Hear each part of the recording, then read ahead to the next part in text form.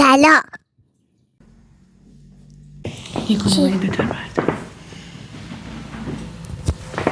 چیه؟ اینا میکروفون. چیکار؟ صدا تو ضبط. فیلم که ازت میگیرم صدات قشنگ واضحه توی میاد. تو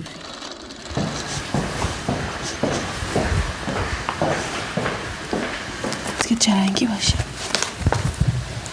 این چیه؟ این ماسک آبرسانی میکنه به پوست. افتاد. اینو دوسته؟ صورتی بزنم برات. باشه. اونم. حالا بخوام. پوستت میسوزه یا نه؟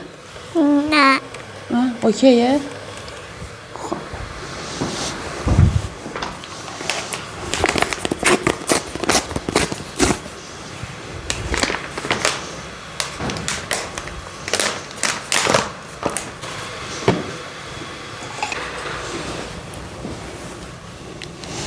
میخوام از اینا بزنم رو پوستت. این پوستتو تمیز میکنه.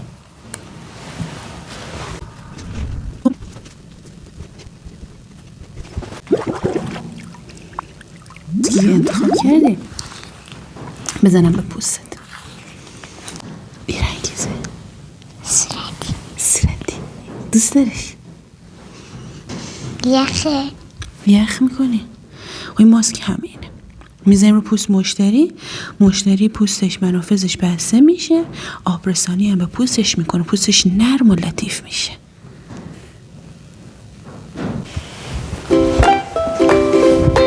خوردنی هست؟ نه خوردنی نیست، فقط باید بزنیم رو پوست. رو پوست صورت، دست، کمر، هر جا دوست داشتی. دست بزن باش.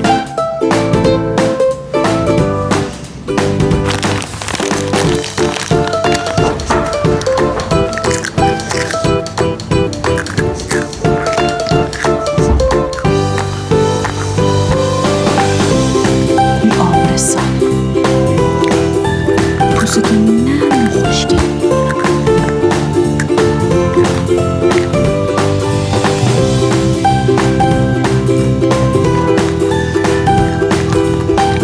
پاکسازی پوستت راضی بودی؟ چطور بود؟ خیلی خوب بود. یکم بلندتر صحبت کن. حستو بگو.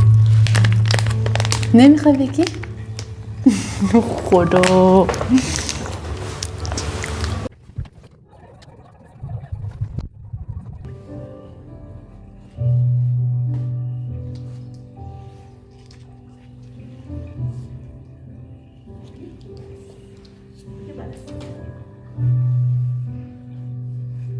مش دستو یه جوری کن، مش بزن.